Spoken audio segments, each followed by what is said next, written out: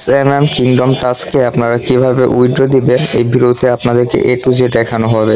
Withdraw করার জন্য আপনারা অ্যাডমিনের পেয়ার নাম্বারটা কপি করে নেবেন। যারা হোয়াটসঅ্যাপ গ্রুপে আছেন তারা হোয়াটসঅ্যাপ থেকে নাম্বারটাও কপি করে নেবেন, আর যারা নেই তারা ভিডিও ডিসক্রিপশন বক্সে পেয়ে যাবেন। এখন টেলিগ্রামে ফেরত আসার পরে ম্যানেজ ক্যাশ কয়েনে ক্লিক করবেন। আর ভিডিওটা কিন্তু খুবই সংক্ষিপ্ত, আপনারা কেউ স্কিপ করে দেখবেন না, টেনে টেনে দেখবেন না, তাহলে কিন্তু কিছুই বুঝতে পারবেন না। এখন উইথড্রতে ক্লিক করবেন, তারপর এখানে উইথড্র অলে ক্লিক করলে আপনাদের সম্পূর্ণ পয়েন্টগুলো উইথড্র করা হয়ে যাবে। তাছাড়া আপনারা এখানে লিখে দিতে পারবেন যে আপনারা কত পয়েন্ট উইথড্র করতে চাচ্ছেন।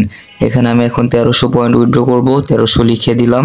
লিখে দেওয়ার পরে এখানে মেসেজ সেন্ড করে দেবেন। তারপর এখানে দুইটা অপশন আসবে, উপরের অপশনটা পেয়ারে ক্লিক করবেন।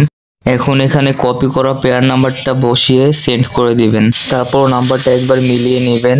তারপর সেন্ড করার পরে এরকম একটি লেখা আসবে, উইথড্র ইন ইজ প্রোগ্রেস।